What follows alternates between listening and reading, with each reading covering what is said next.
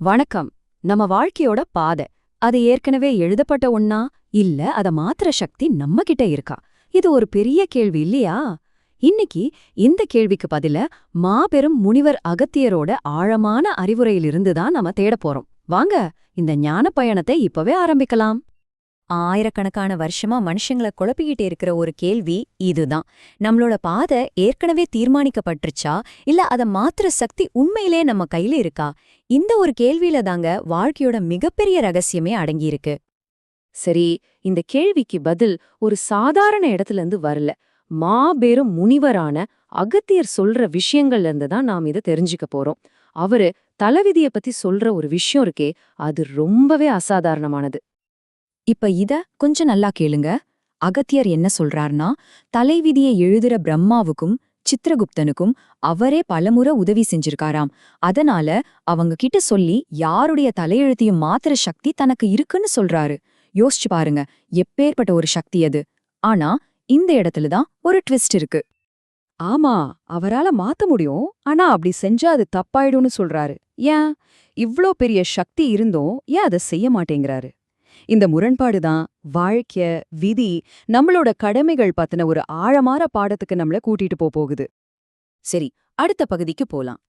இவ்ளோ கருணையுள்ள ஒரு முனிவர் ஏன் மனுஷங்க படுற கஷ்டங்கள் அப்படியே தொடரட்டும்னு அனுமதிக்கிறார்? அந்த சுவாரஸ்யமான கேள்விக்கான பதில இப்ப பார்க்கலாம். நம்ம மனசுல அடுத்ததா வர்ற கேள்வி இதுதானே. அவரால நமக்கு உதவ முடியும்னா பின்ன ஏன் அவர் அமைதியா இருக்காரு? இதுக்கான பதில் நாம வாழ்க்கைய பாக்குற விதத்தையே மாத்தி போடலாம். அகத்தியரோட தத்துவப்படி துன்பங்கிறது ஒரு தண்டனை கிடையாது, அது ஒரு ப்ராசஸ். இந்த 3 ஸ்டெப்ஸ பாருங்க. முதல்ல நம்ம கஷ்டத்தை அனுபவிக்கிறோம். அதிலிருந்து நமக்கு வாழ்க்கை அனுபவம் கிடைக்குது.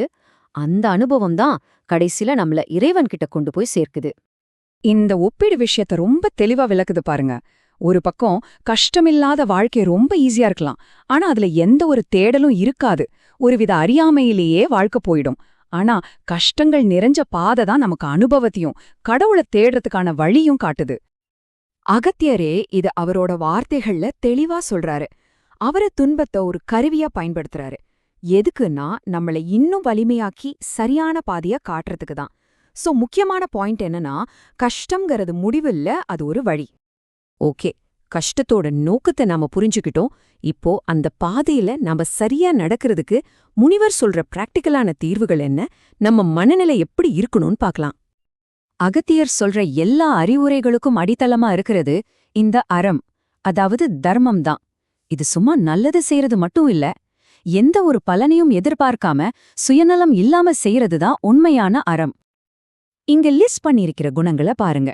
பொறாமை இல்லாத, அமைதியான, மத்தவங்கள தன்ன மாதிரி நினைக்கிற நல்ல மனசு உள்ளவங்கள பிரம்மதேவனுக்கே ரொம்ப பிடிக்குமா. அவங்களோட தலையெழுத்த அவரே மாத்தி அருள்வாருன்னு அகத்தியர் சொல்றாரு.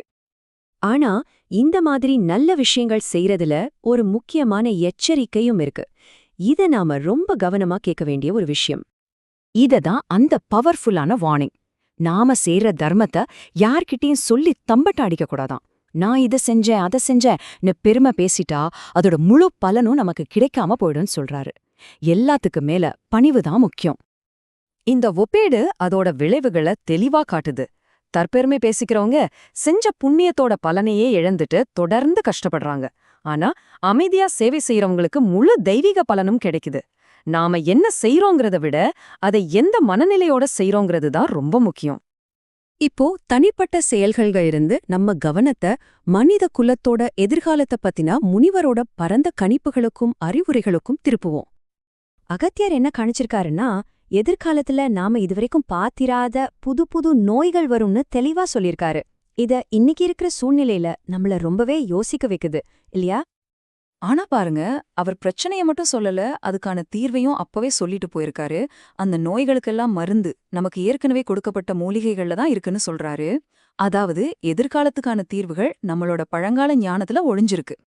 இன்னும் என்ன சொல்றாருன்னா, வரப்போற காலங்கள்ல எது உண்மை எது பொய்ன்னு கண்டுபிடிக்கிறது ரொம்ப கஷ்டமா இருக்குமா. அந்த மாதிரி நேரத்துல சித்தர்கள் காட்டுற வாழ்க்கை முறைய பின்பற்றதுதான் ஒரே நல்ல வழின்னு நமக்கு வழிகாட்டிருக்காரு. சரி, இந்த விளக்கத்தோட கடைசி பகுதிக்கு வந்துட்டோம்.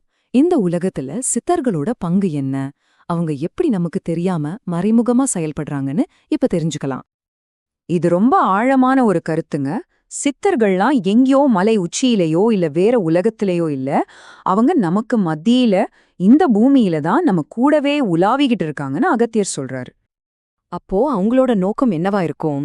இங்க பாருங்க, எவ்ளோ கஷ்டப்பட்டாலும் நல்ல எண்ணத்தோட வாழ்ற உண்மையான நல்லவங்கள தேடி கண்டுபிடிச்சு அவங்கள இந்த உலகத்துக்கு வெளிச்சம் போட்டு காட்டுறது, மனுஷங்களால செய்ய முடியாத சில தெய்வீக காரியங்களை செய்யறது, அப்புறம் எப்படியாவது தர்மத்தை நிலைநாட்டுறது, இதுதான் சித்தர்களோட மிஷன்.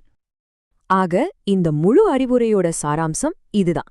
நாம உண்மைன்னு தேடுற பாதை பெரிய பெரிய ஆடம்பரமான செயல்கள்ல இல்ல. அது நம்மளோட எண்ணங்கள்ல இருக்கிற தூய்மையிலையும் எந்த பலனையும் எதிர்பார்க்காம நாம செய்யற அமைதியான சேவையிலையும் தான் இருக்கு. கடைசியா இந்த ஒரு கேள்வியோட நான் உங்களை சிந்திக்க வைக்க விரும்புறேன். இன்னைக்கு நாம கேட்ட இந்த ஞானத்தோட வெளிச்சத்துல உங்க வாழ்க்கைய ஒரு நிமிஷம் யோசிச்சு பாருங்க. உங்களோட எண்ணங்களும் செயல்களும் உங்கள உண்மைக்கான பாதைக்கு தான் கூட்டிட்டு போகுதா? யோசிச்சு பாருங்க.